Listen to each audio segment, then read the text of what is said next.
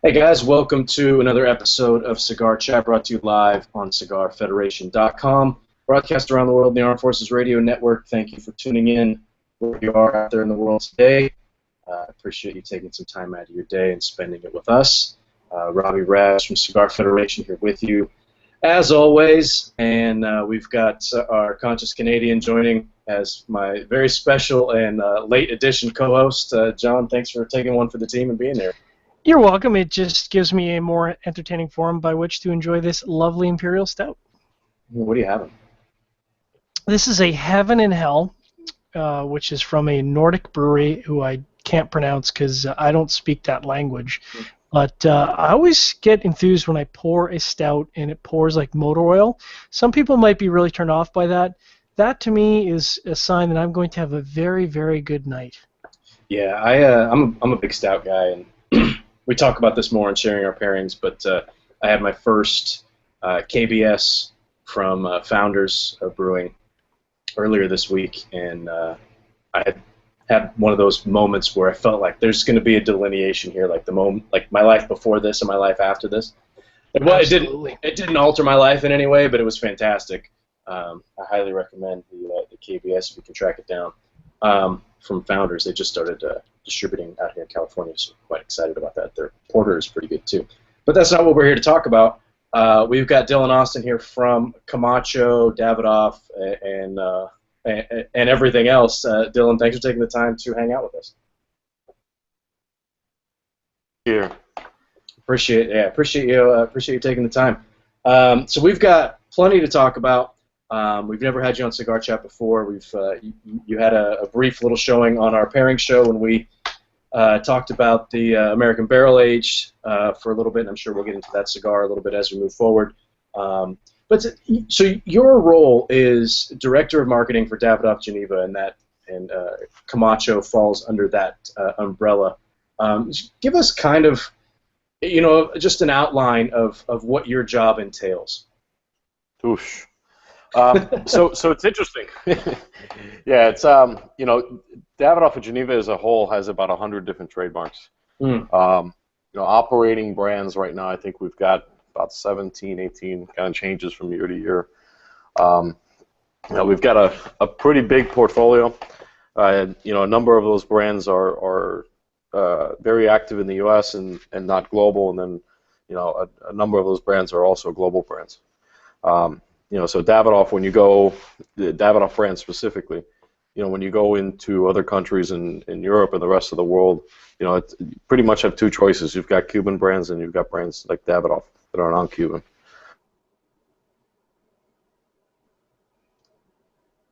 Did we lose Dylan there? Sorry, we lost you there for a little bit. Your connection dipped out. So you were saying that you started talking about international brands? Yeah. So we're a global company. We've got a couple of global brands, and then basically the remainder of the portfolio operates only in the United States. It's a big portfolio. I think the only other two that have as many brands as we do is General and Altadas. So. Wow. Yeah, I think the average cigar smoker, when you think about Davidoff, you don't really think about Davidoff in those terms, or at least maybe I'll speak for myself. I mean, maybe I'm privy to a little more information than some others are, but for the most part, you don't really think of Davidoff in that realm of what we've got. Like you said, however many brands that are new, some that are currently active, some that are not. That's so for you. I mean, you're working. Do you travel abroad a lot? Do you spend a lot of time in Europe and things like that? Yeah, I do. I do a couple times a year. We usually do a big international marketing conference where we bring folks from inside the company, from all around the world into Switzerland. We also bring agency folks. We bring retailers from around the world, and we kind of show them our wares for the current year and the year coming. So, outside of that, I have a couple other trips that I usually take over there. So it's usually about 2-3 times a year that we're in Europe. Wow. How often do you get down to the factories and check out that stuff? The factory a lot more. So I spend a lot more time in the factory. Dominican Republic, probably in the Dominican, I don't know, probably a good 2, 3, 4 times a year. And then the factory in Honduras now, especially, with all the activity of the new factory coming, probably 6 to 8 times a year. So a lot of trips down there. Yeah. So a lot of frequent flyer miles piling up. A lot of frequent flyer miles, yeah, which I just blew on a Cabela's gift cards. For yourself, I assume? Yeah, of course. There you go. Good man. Good man. We get that luxury. I don't think the company would like an. So now, is that when you say Cabela's, are you more of a fisherman or a hunter? No, I'm just shooting, man. It's funny. I had a bunch of miles, and since we just had a newborn not too long ago, so personal travels not necessarily in the cards for the next couple of months. So I said, all right, screw it. If I can cash them in, I usually cash them in a couple times a year. Yeah, might as well. Congratulations on the addition to your family too, as well. Thank you, man. Thank you. So I have a question, Dylan, because one of the things we haven't talked about, and of course we didn't get a chance to talk about on sharing our pairings, was you're now 2 years into what was a pretty major revamp and reblend of the Camacho line. So 2 years is a pretty good time. Obviously, it sounds like things are with that revamp and the rebranding went really well. 2.5 years now. Wow. We started we started in 2012, but we actually launched it to the market in, I believe it was mid-May of 2013. So 2.5 years in, it's been. Having some issues with this. Oh, can you guys hear me? Yeah, you dipped out on us a little bit. So you're saying about 2.5 years in. Yeah, we're about 2.5 years in, and sometimes I just have to kind of pinch myself to really believe, where we are right now, man. It's been a hell of a journey. A lot of great progress on all aspects of the business, commercially, from a brand standpoint. The great thing is by the end of this year, we'll have effectively doubled the business, from when we started this relaunch. So yeah. Wow. Yeah. Wow. And considering that the cigar industry itself is maybe growing, 2 to 3%, so it's probably growing, low single digit numbers. To double a business in this day and age is not a simple task. So that was the question. John asked that question, but he was really kind of paraphrasing a question that Dave Nichols asked. And there was an additional part to Dave's question here. He says, obviously things are going well, and if you're paying attention to the cigar industry, like most people who are watching this show and listening to this show are, you can tell that things are going well. Going into this rebranding, and you were a major part of that. What were your biggest concerns? Yeah, that's an interesting question. There was a lot of concerns. You know what I mean? Just the pure logistic, the logistics. That currently earns in its state a lot of money for the company to turn it around kind of on its head is a big undertaking. So you have to make sure that you've got all your I's dotted. Internet connection. Yeah, it keeps cutting out. Yeah. There was a lot of fears, man. Reception of the market, moving out what we had in inventory in the United States. There was a lot of moving pieces. Yeah, we dropped you a little bit there. Your internet cut out. But that's one thing that when you look, obviously the rebranding we talked about, it has gone well. The look of these, and I'm smoking the new Shellback, which we'll get into here in a minute. And this is a spicy little guy off to the start here. I say little, it's a Toro. But the branding's great. It's eye-catching. I've enjoyed it since you guys came out with it. It's been I can't believe it's been 2.5 years already. But when you go through a massive rebrand like that, you guys had cigars that were still branded with the old bands and everything. We don't want to get into the minutia of that, but that's got to be part of the biggest undertaking. Is okay, let's get rid of this stuff without getting rid of this stuff. Do you know what I'm saying? Without just fire sale. Yeah, no, absolutely. That was probably one of the more challenging things was and there's the other aspect too is that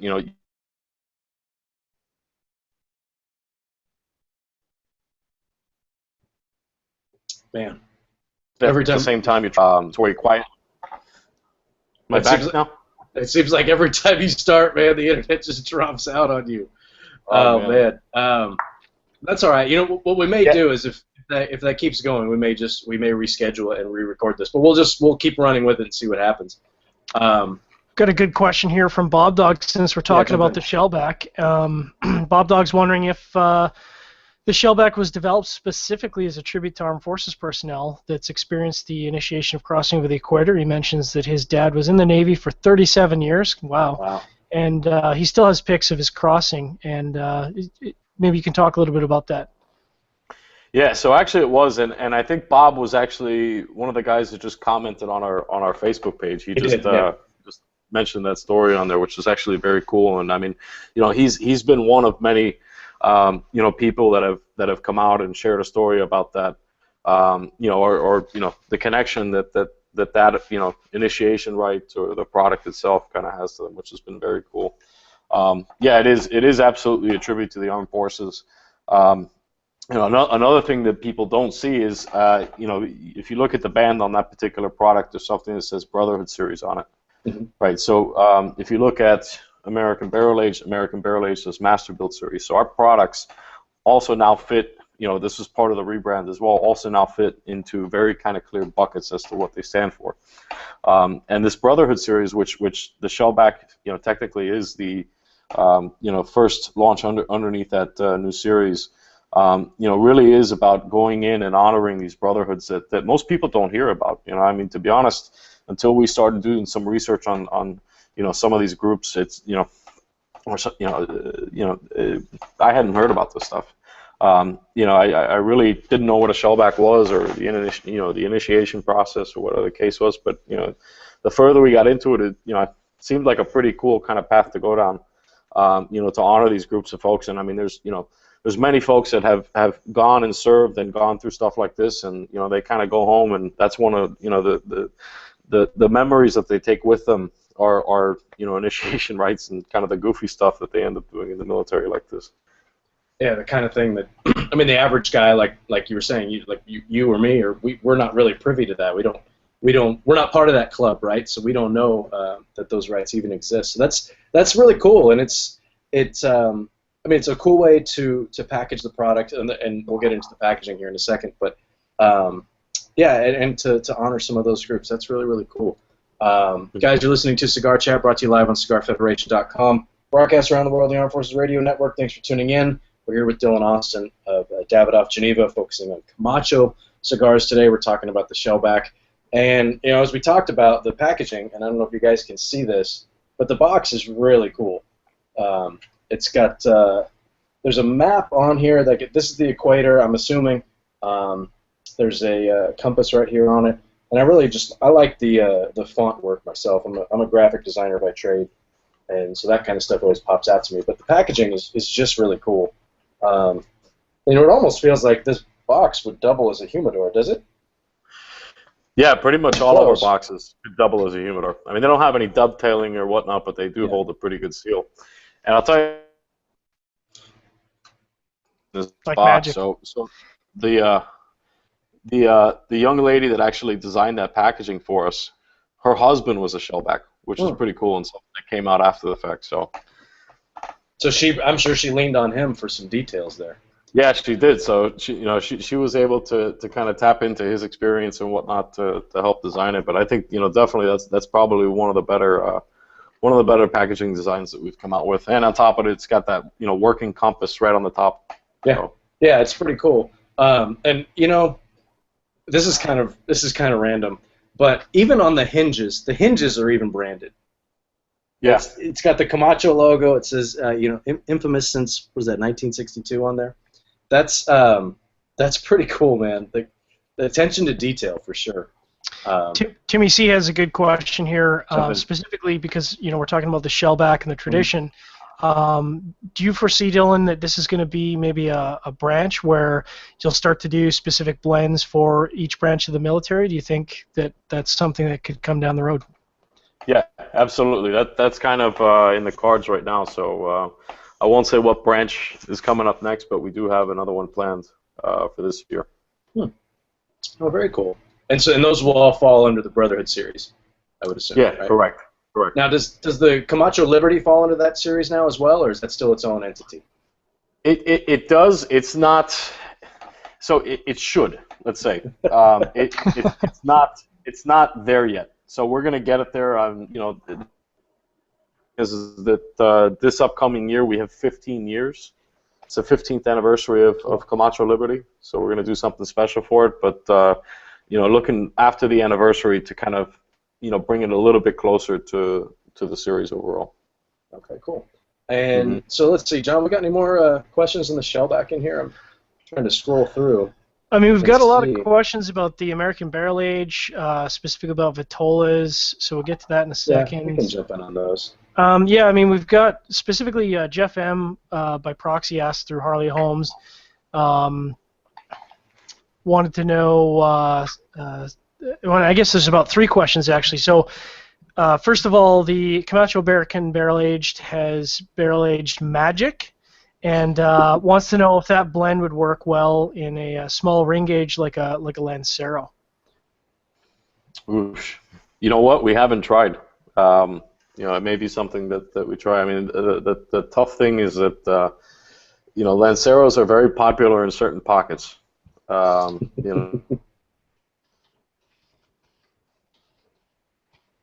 we've got quite the Lancero club on SigBed. Yeah, that's.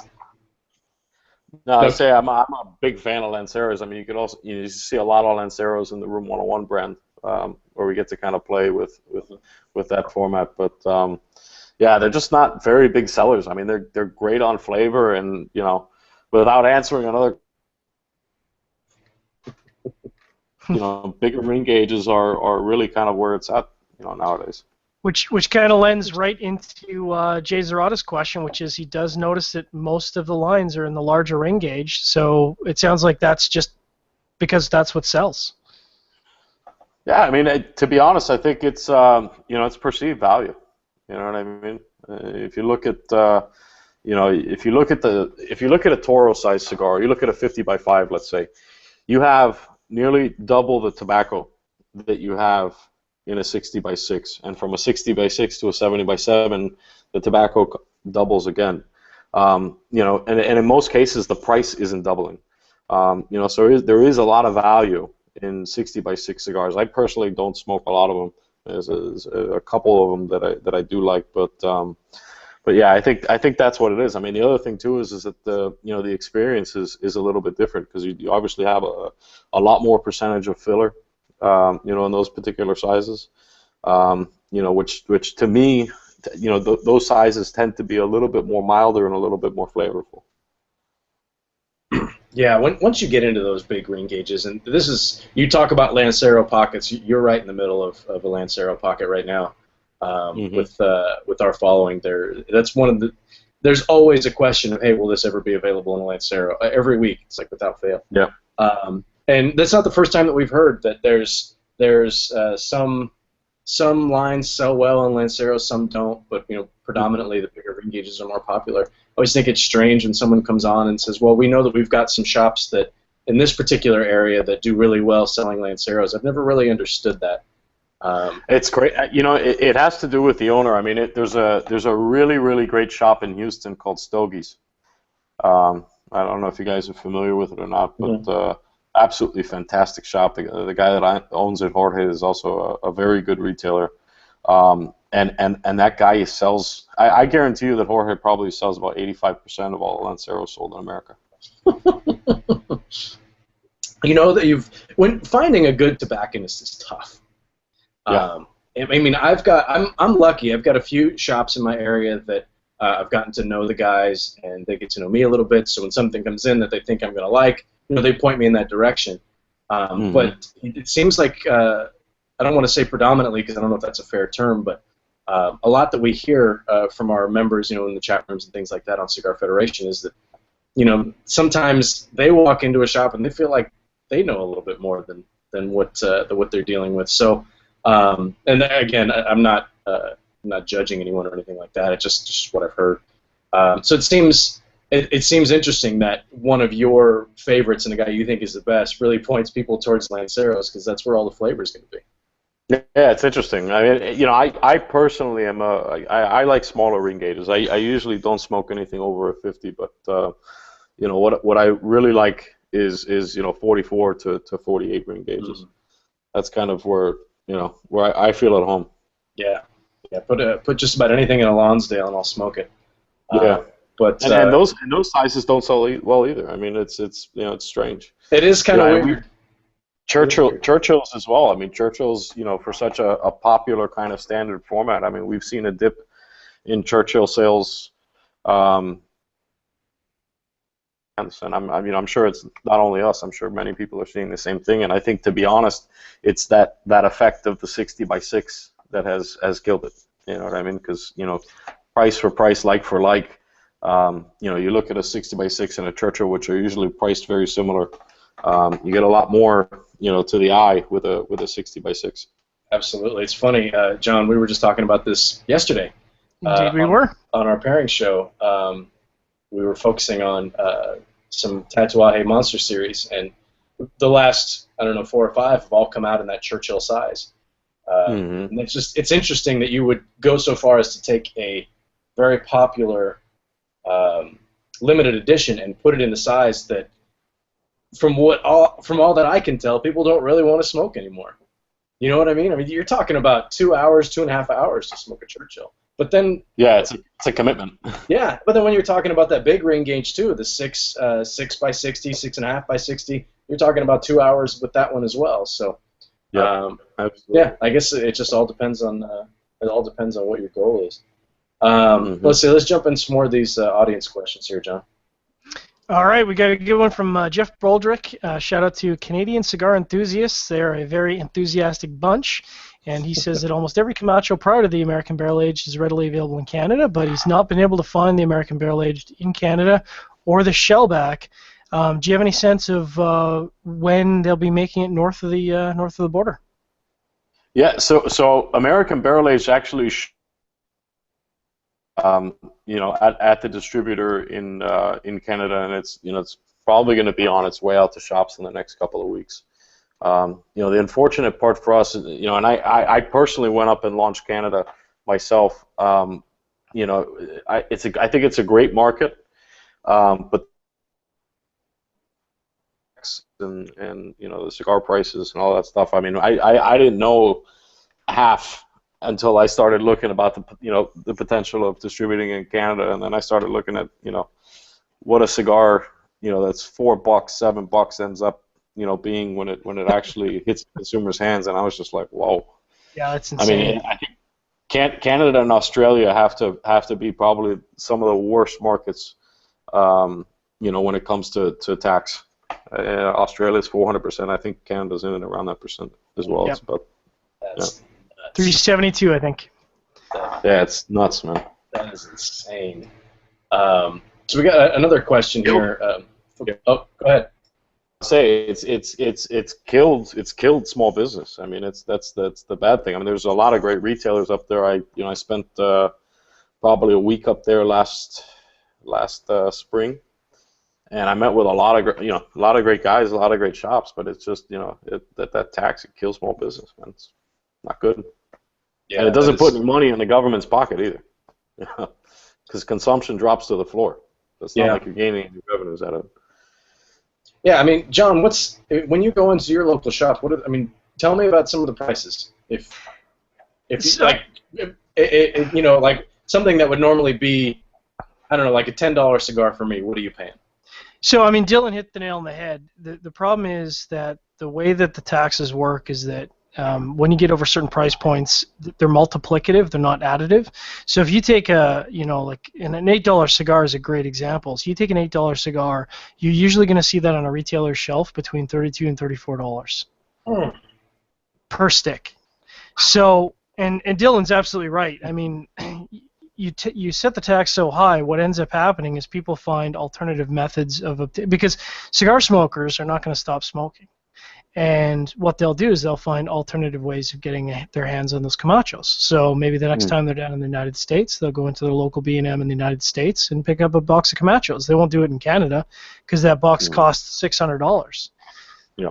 They're not going to stop smoking Camacho. They're just not going to order from the local B&M. And like Dylan said, all that does is put pressure on the local B&M, and ultimately that doesn't help anyone. Wow, that's rough. Another question here. This one is from another Canadian. Jay Zarata. He wants to know. He's actually never tried a Camacho. Maybe this is actually kind of on point with what we're talking about. It says, but he's seen him and he's read many great reviews. To what would you attribute the success of your company? It's a deep, deep question. Company brand? I mean... Oh, the Camacho brand. Oh, man. To be honest, I mean, it actually goes back to the company. I mean, it is part of a very good family-owned company. A very professional company as well. And to be honest, I think a lot of the success that we've had, is building brands and not just launching products. And you've seen that a couple of times. I mean, you've seen it with the Avo brand, which just relaunched at the beginning of the year. And that's really what it's about. I mean, we've got the cigar side of it down pretty pat. I think as well. We have two great facilities, one in Honduras, one in the Dominican Republic, that makes absolutely fantastic products. We grow great leaf. I mean, there's a lot of factors, man. There really are, but the real defining components is what you guys see when you walk in the store, right? And that's ultimately a brand that you can brands that you can trust, and brands that you feel some ownership over, or you feel akin to, or whatever the case is. And that really is kind of...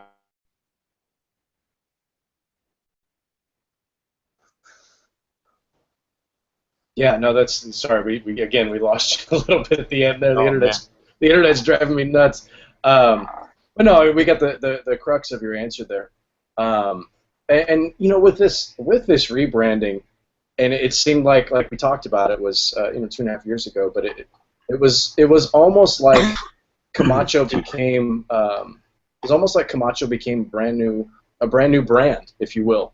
It's redundant, but I start seeing you're much more active on social media.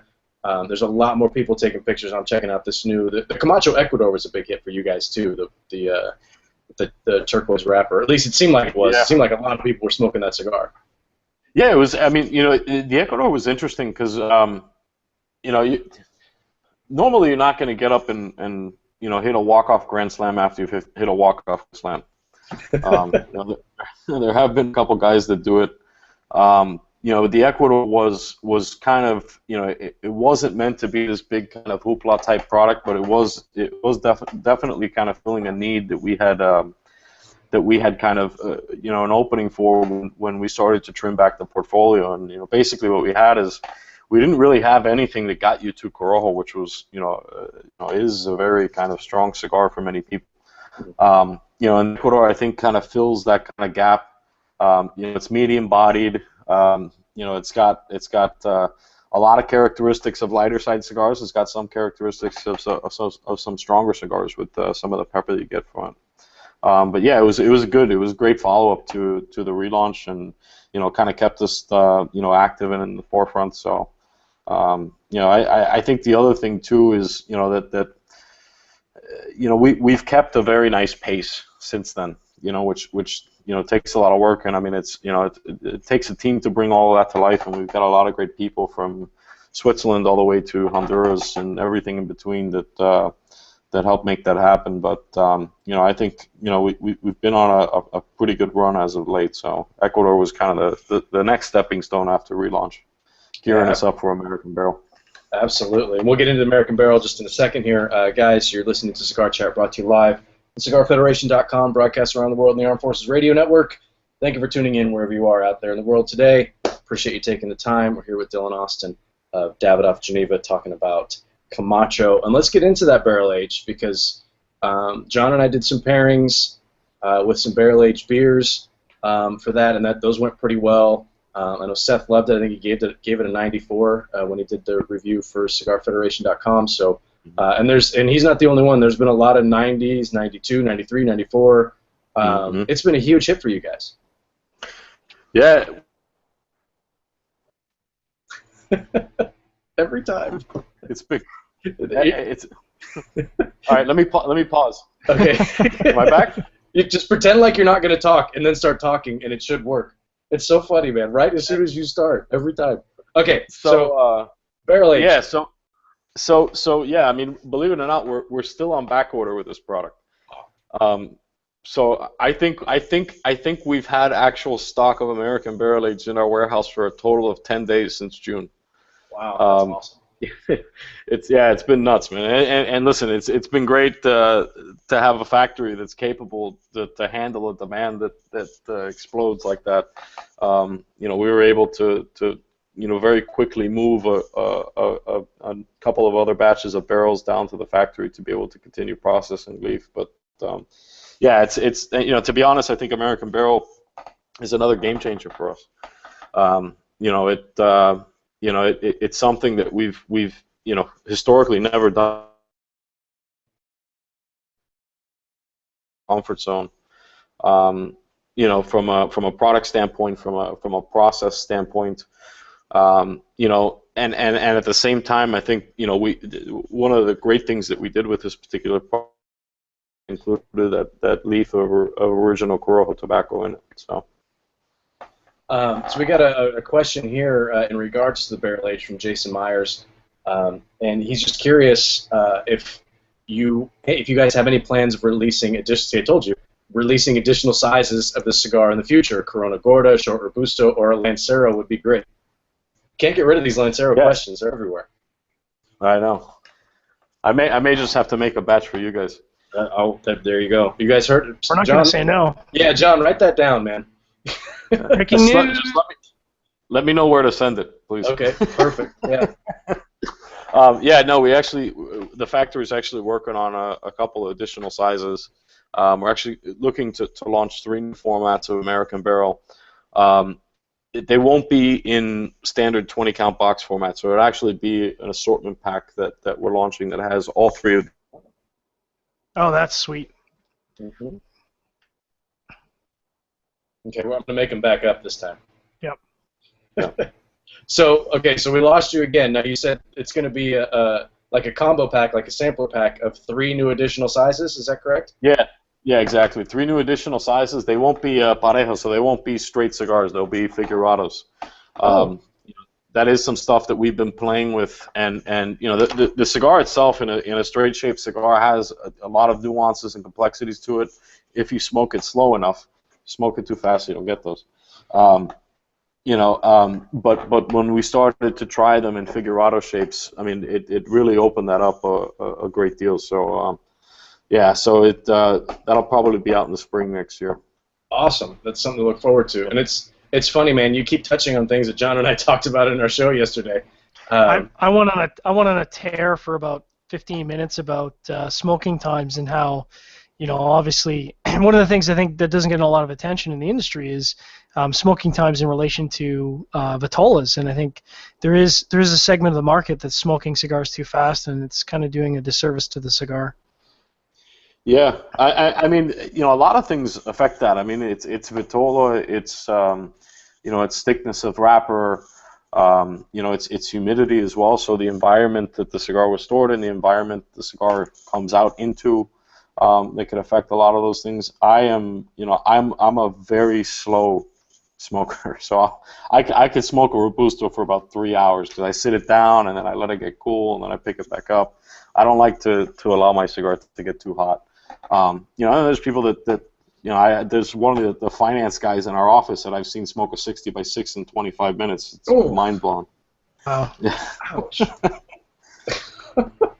That's a contest that I'll happily lose. I'm not I'm not getting in any speed smoking contests at all. That contest for him is called lunch. Oh, which is it's unbelievable, man. Beat I've the never clock. seen anything like it. That's impressive. I don't know that I ever want to see that. That's brutal. Yeah, no, that's really interesting. So when you're talking about coming out with some figurados, that's definitely something that I know our guys are going to be excited about. So we'll look out for that. Now with the barrel aging process, how much time does that add to how much production time does that add? So it adds about another 5 months of production time. In essence, before the tobaccos are well, actually they're already pre-sorted, but before they go in for processing for actual rolling, they're then taken out back to a separate facility behind the main factory where they get the barrel aging. And the process is extremely cumbersome, and now it's getting even more cumbersome because there's more and more barrels, and it's the same amount of guys doing it. So these guys have a lot. Yeah, they don't like me too much. The guys that work in the office and blend the cigars, they love it. But the guys that are flipping 80 pounds of tobacco per barrel, times 60 now, every 2 weeks are not too happy. That's a good workout. Yeah, it's a good workout. I think we touched on this before because I either wanted to ask this question or I did ask this question during sharing our pairings. I'm not sure if I did. Now, when the barrels that you're using, are you using barrels from specific distilleries, or is it just whatever you guys can get your hands on? Yeah, no, we work with a company that purchases these barrels from all types of distilleries all over Kentucky. And one of the kind of forks in the road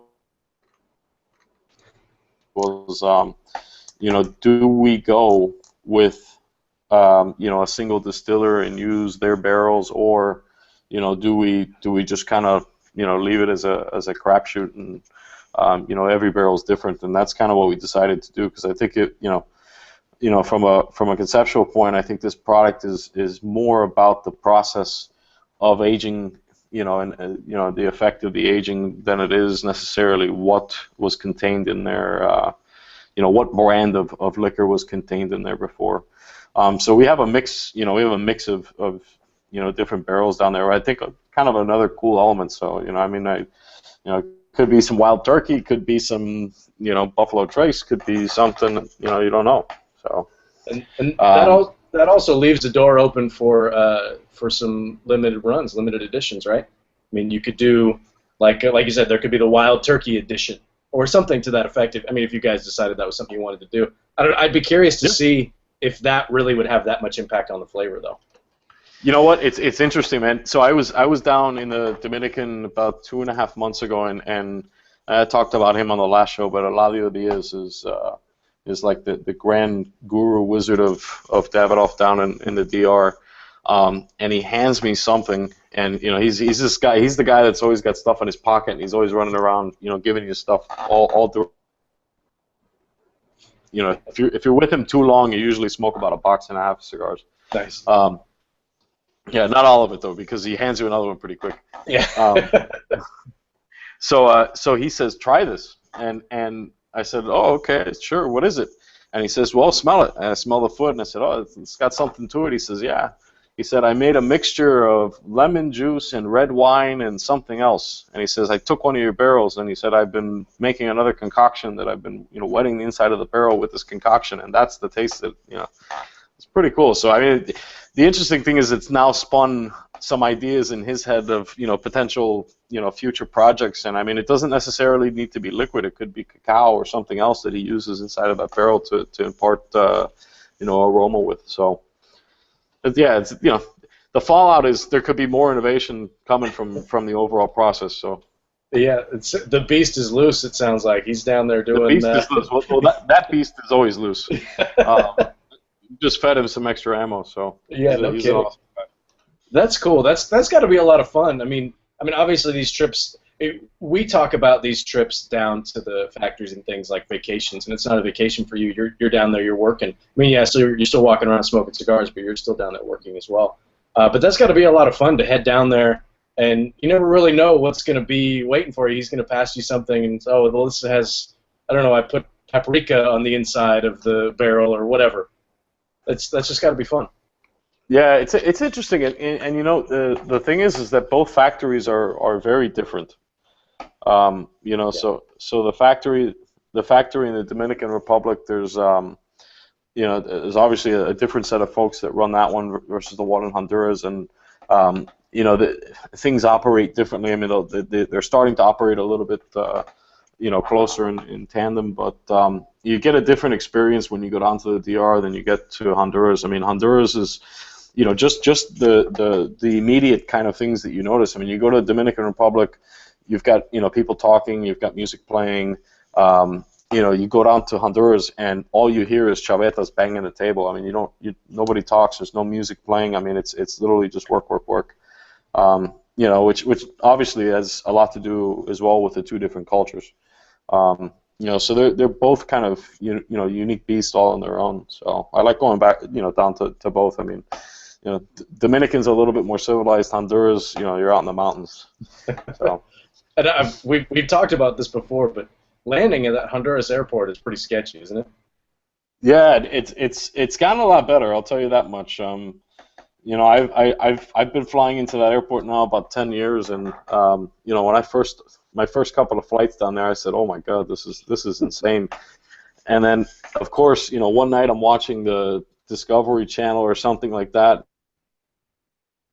10 most dangerous airports, and I said, "Oh man, it's got to be on here." And the old TGU airport was one in the Himalayas that it was 11,000 feet up on the side of a cliff. Ooh. I think it was only 1,500 feet long, and you landed at an incline and took off at a decline. So that was the only one that was more dangerous than Honduras airport. So. I can't even get my head around that. You land at it. That's physics, man. I don't know. Nope. Yeah, I'll just. Somebody else could take that trip, but yeah, it's gotten a lot better. It's gotten a lot better now. I mean, you know, Honduras itself is just a very kind of challenging place. There's a lot of challenge going on in that country right now. I mean, it's been a tough, you know, 3-4 years. You know, it's an interesting place to go to. I like going to Honduras, but I like going to the DR a lot more. Yeah, different, a whole different mannerism. I feel a lot safer in a hotel. Yeah, no kidding. Guys, you're listening to Cigar Chat, brought to you live on CigarFederation.com. Broadcast around the world on the Armed Forces Radio Network. We're here with Dylan Austin, talking about Camacho and in the Honduras airport. When I said it's sketchy, I'm not. I mean, it's just the way that you're landing in between these mountains. It's a short porch to land on. That just sounds pretty scary.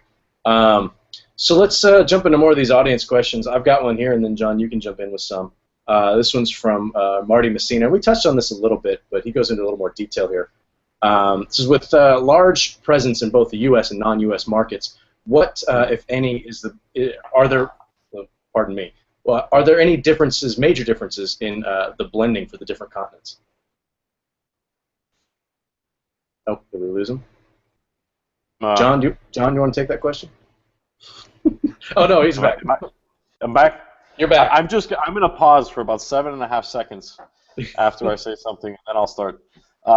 Yeah, no, there's absolutely no difference, you know, in the product that's coming to the U.S. versus the product that's going to Europe. You know, the folks that are rolling the cigars, the folks that are sorting the tobacco don't know where it's, you know, necessarily going. So, you know, all of the shapes are common shapes, so there's nothing to give away a product that's to the United States. So interesting. Okay. Yeah, John, you want to jump in with some audience questions here? I do. I think Harley's got a really good question which she's been dying to ask, and this is somewhat off topic, but Dylan, he said he saw some firearm pics on your Facebook page, and you'd think this would be a firearm-related question, but he actually wants to know what your favorite firearm is, but also what's your favorite smoke after a day at the range? Oh man, something small. So usually it's one Papi Chulo or something like that. You know, maybe one of the Master Collections. Master Collection 3 was one of my. So it's a nice little quick hitter. And what would you say your favorite firearm is? And then second, oh man, probably a Colt AR-15. I mean, Yeah, I love the I AR-15. don't think there's anything better than a Colt, man. You know. That's a great weapon. Yeah.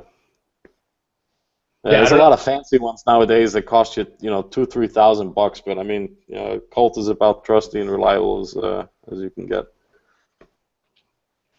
Well, there you go. I've got nothing to contribute. I've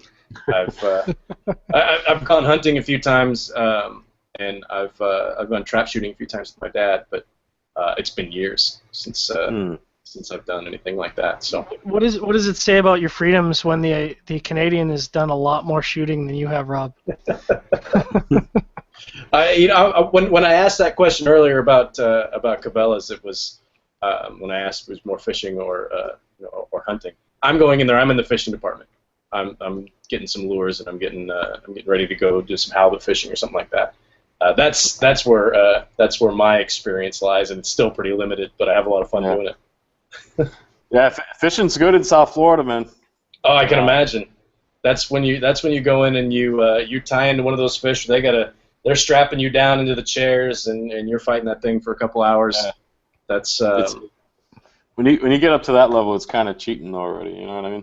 Until you got to fight the fish for about 2 hours, but you got every freaking contraption, kites and this and that to catch that fish. It's automatic reels and. Yeah, that's. I'd go. I like that guy that does the river monsters. It's Jeremy Wade. I like the way that he does. Goes in and gets them. Yeah, he's still using some pretty serious equipment, but nobody's strapping him into a chair or anything like that. He's fighting him. He's fighting him on his own. Let's see. We got time for a few more audience questions here, John. I think you got a specific one that you want to jump in on. Absolutely. We got about 11 minutes, so maybe we can answer Joel's question here. He wants to know a little bit more about the Camacho Liberty. He wants to know what the plans are for the extension. What's next for the Camacho Liberty line? Yes. The one time you do that, it stays with you. That was just wasted time. That's unfortunate. Yeah, so the Camacho Liberty is interesting. So we have I don't know, man, probably 60, 80 blends or something like that we make, that are actual contenders for new products every year. And the tough thing about and then you go back to find out if you have enough to actually produce it, and you usually end up having, only a small batch of tobacco or a small batch of filler of this, or whatever the case is.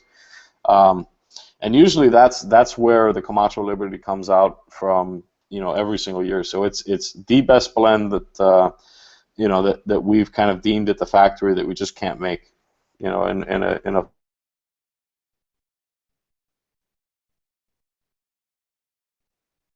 Yes, there are plans. I think we lost you a little bit at the end there, Dylan. Yeah. Well, I didn't really get much of that answer, but I think I got the gist of it. Maybe let's jump into another question here. This is a cigar that we haven't talked about yet. This one's a question from David Beeson. And he says, any chance that the double shock may become a regular in the Camacho lineup? No. None. No. All right, pause. Now I'm back. Double shock. Again, double shock was just one of those cigars that we could only make so many. That's usually why it becomes a limited edition. I mean, we don't release a limited edition just to have to every year. It's usually something that, like I said, we've made that doesn't necessarily have enough raw material to actually produce into a full production run. So. No, I mean, and I personally just don't like that. I don't like that kind of thing of we'll test it as a limited edition, and then if it's successful,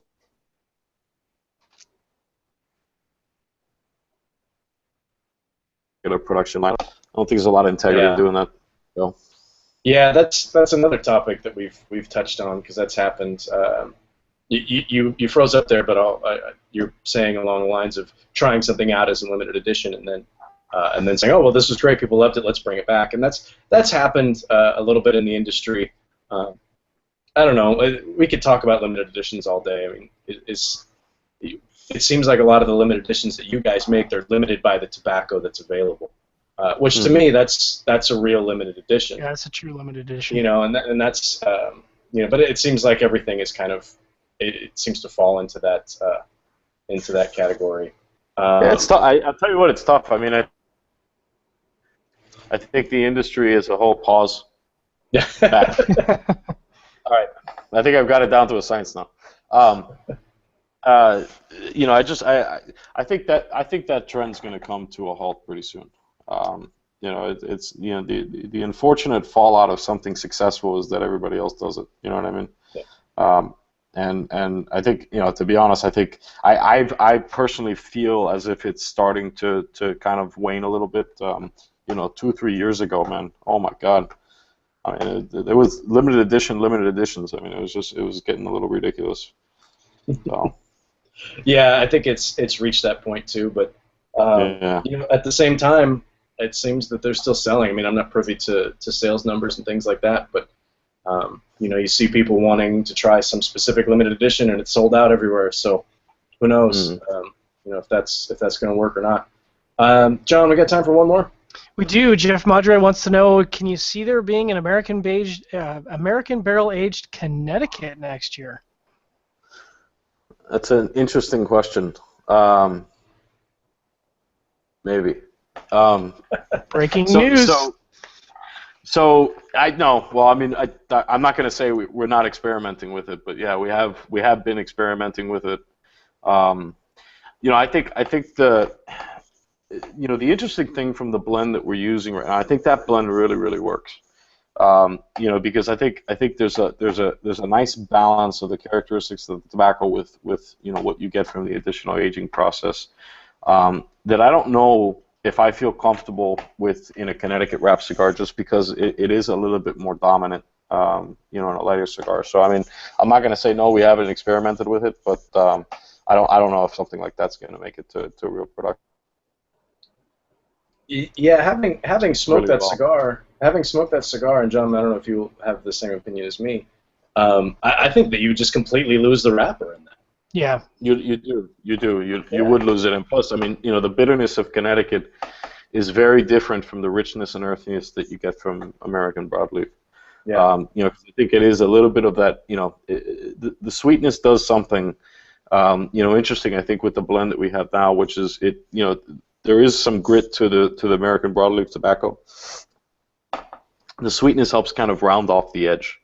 You know, to be honest, in the Connecticut samples that I've smoked, all it does is kind of hide the grassiness of Connecticut. You know, so I don't know. If we can make it work, maybe. I don't know. I'd love to see an American barrel-aged Corojo wrapper. I think that would be stellar. Yeah. Maybe. maybe. Okay, we still got a few minutes left. I think this is a good question to end on. This one's from Abe Pineda. He says, and he's being total disclosure. He says he's never tried a Camacho cigar. If you would recommend any line to a seasoned cigar smoker, and I don't know what that means, something different to everybody. What would you recommend? So kind of as an intro into Camacho. You know, for a seasoned smoker, I mean, I think the Ecuador still is probably a good place to start. You know, because I think the Ecuador is kind of like, you know, it's the centered barometer there, and you can kind of go left, so you can kind of go right. You know, it's to me.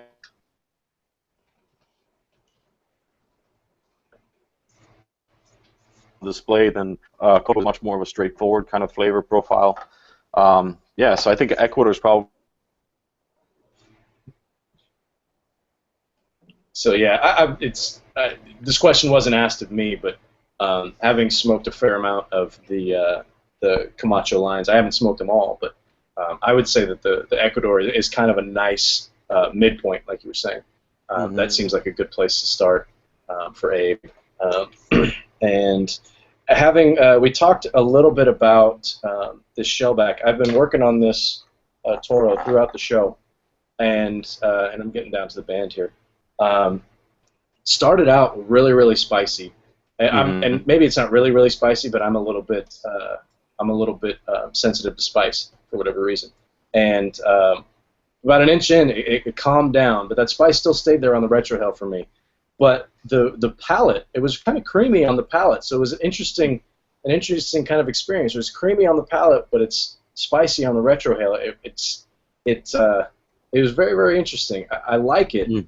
I want to smoke it again and focus a little more attention on it, and we'll get a review posted up probably next week. But it actually reminds me a little bit of the Ecuador, in the sense that it's got that creaminess to it, a little bit of sweetness, but it's also got that spice, but it's not really overpowering in the spice. So definitely interesting. Now this one is a limited edition, and what are these limited to? So that one I believe is 4,000 boxes total. Okay. Yeah. Okay. So yeah, 4,000 boxes, 20.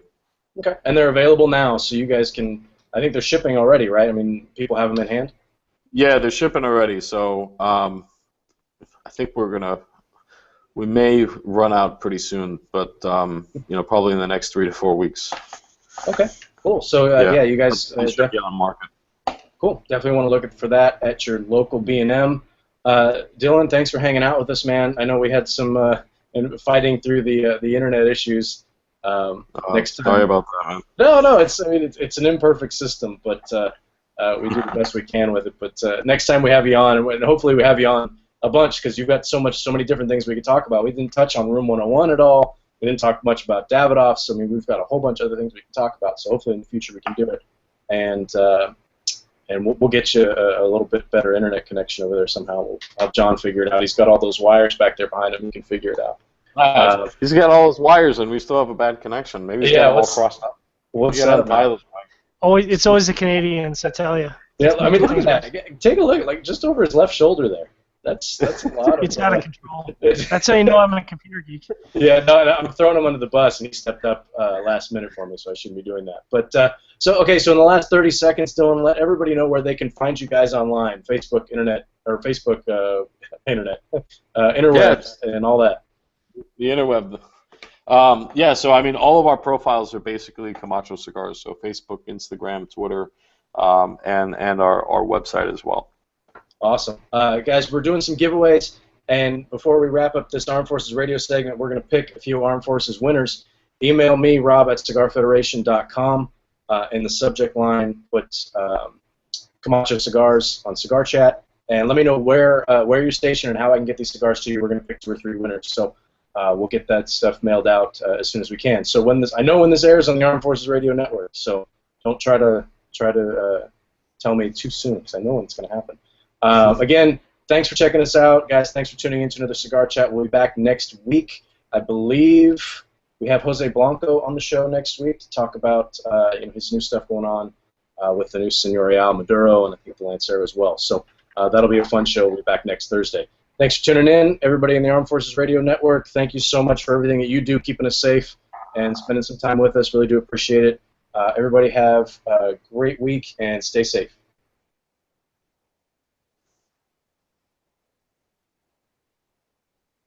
All right, we're back. That's the end of the Armed Forces Radio segment. Still live, so people can hear you, but we can curse the internet now because we're not under FCC regulations. And now that it's over, your internet's going to be fine, and there aren't going to be any issues. I really enjoyed this cigar, man. This is really good. Very good. Yeah, it's good, man.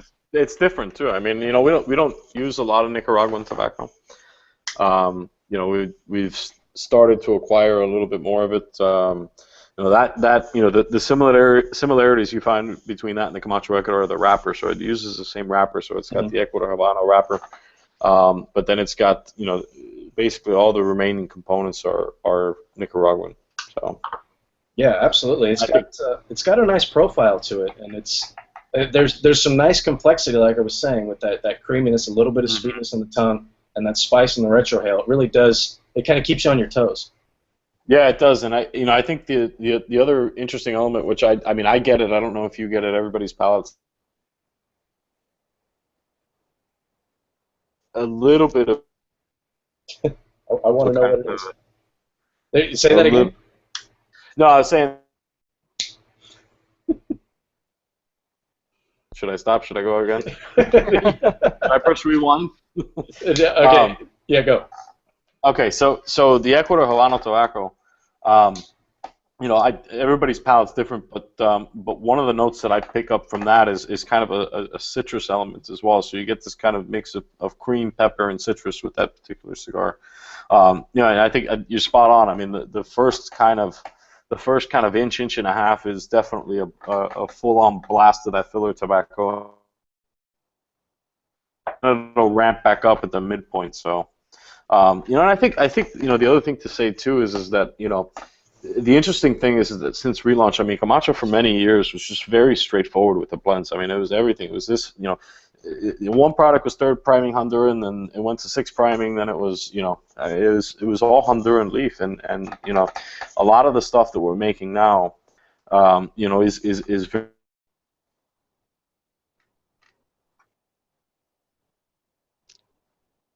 acquisition in 2000. No, we're not again.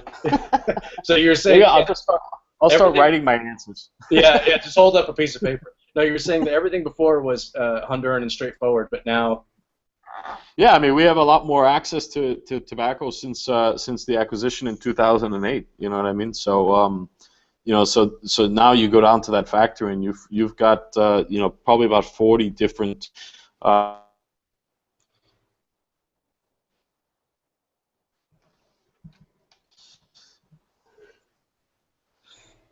They do it again. Yeah, it's. I think we're kind of at the point. We got to pull the plug at this point. All right. It's dropping on you every time you start talking. But it's funny. Whenever John and I are talking, it seems like you're fine. I could see you moving around and everything. Yeah. But hopefully we can do this again, and we'll get you somewhere where you have a solid internet connection. Maybe we record something earlier in the day, and you're at the office or something like that. Yeah, absolutely, man. Yeah, because there's a lot of information I feel like I know that we missed on it. But let me do this. I've picked, John. I saved you from having to do this. I picked the 6 winners that we're going to pick for tonight's show. So these guys are all going to want to email me direct at Rob@Cigar Federation. You guys know the drill. Email Rob@Cigar Federation, Camacho CigarChat in the subject line. In the body of the email, I need your name and mailing address so I can get these prizes out to you. And you guys are all going to get some of these shellbacks. So the winners, in no particular, well, actually they are in order based on when I asked the questions, I think. Dave Nichols, Bob Dog. Bob wins every week. I feel like Bob wins every week, but he had to win this week because he had the story about his dad. That was a great story. Jason Myers, a new guy that we didn't actually get to ask his question. I wanted to, but I didn't get a chance to. Cody Tarplay. Marty Messina, and Abe Pineda, who asked that final question. So, again, the winners, Dave Nichols, Bob Dog, Jason Myers, Cody Tarplay, I hope I'm saying that right, Cody, Marty Messina, and Abe Pineda. So you guys go ahead and email me. I'll make sure that those cigars get out to you. Logan's already got the prizes in hand. He's actually on an airplane, so he can't send them right now, but they'll go out next week. Yeah, no, Dylan, appreciate it, man. I know it was kind of a struggle. That had to be frustrating on your part, trying to get through this. I'm good, man. So, I love to talk cigars, so. Yeah, no, we'll do it again, and we'll hopefully get you in a place that's got a nice, solid connection, and we can get into a little bit more detail. But really do appreciate it, guys. Appreciate you checking out another Cigar Chat. John, thanks for stepping in last minute. I appreciate that as well. You got it. Totally my fault that I thought Logan was going to be here. He told me very clearly that he was not, and I just misread the email because I'm an idiot. Quick audience shout out. We've got a virtual HERF hosted by Dave Burke coming up this Saturday. You want to take part? We're going to have Will Cooper on. They're going to be doing a Halloween edition, so they recommend sparking up any kind of Halloween special or limited edition cigar, or even showing up in a costume.